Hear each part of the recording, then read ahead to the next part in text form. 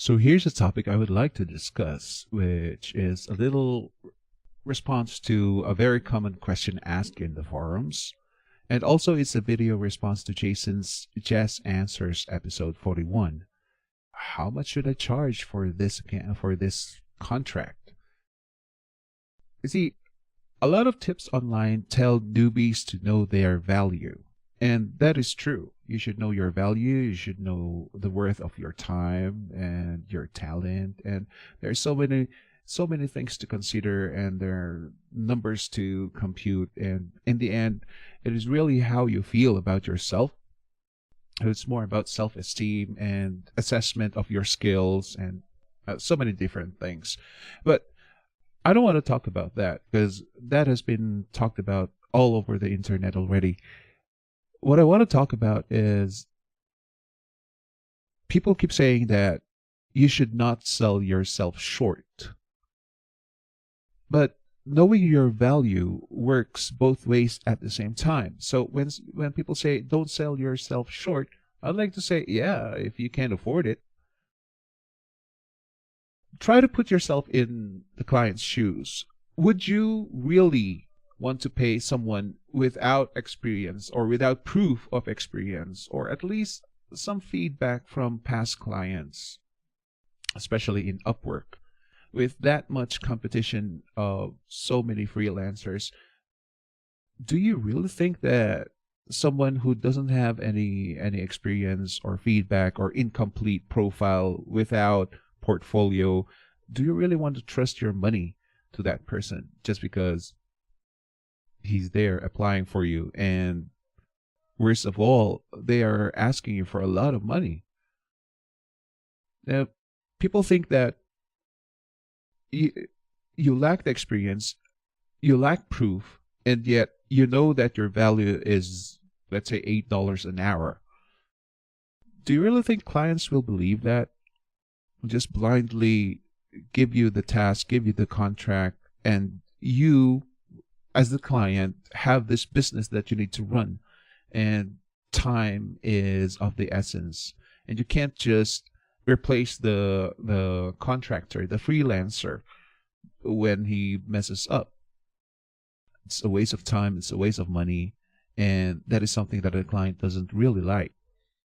Then how about the value of your time?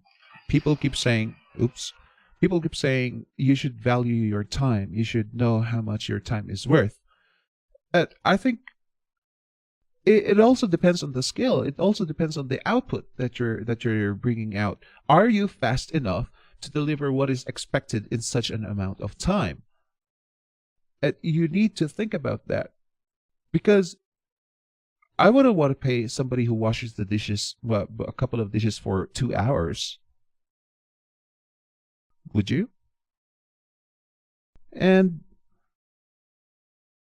the thing that makes me really wonder whenever a freelancer, a newbie, asks, how much should I charge for this? Or is this worth it? Is this just? Well, to me, I think the question that I want to ask that newbie is, do you still have the funds to support you while waiting for you to get that contract that you want, with the perfect finance and with the perfect client and whatever you want? Do you have the funds to hold off and wait for that? Or are you getting desperate? To me, I don't think the word desperate is a very negative word. It's real, because I get desperate all the time. I need money every once in a while, and sometimes I don't have the source for it. So yeah, I grab those contracts that give me easy money at $5 for, let's say, 2 hours. That sounds okay, because I need the $5. So, do you have the funds? That's my answer to the newbies who are asking, how much should I charge for this, or is this just?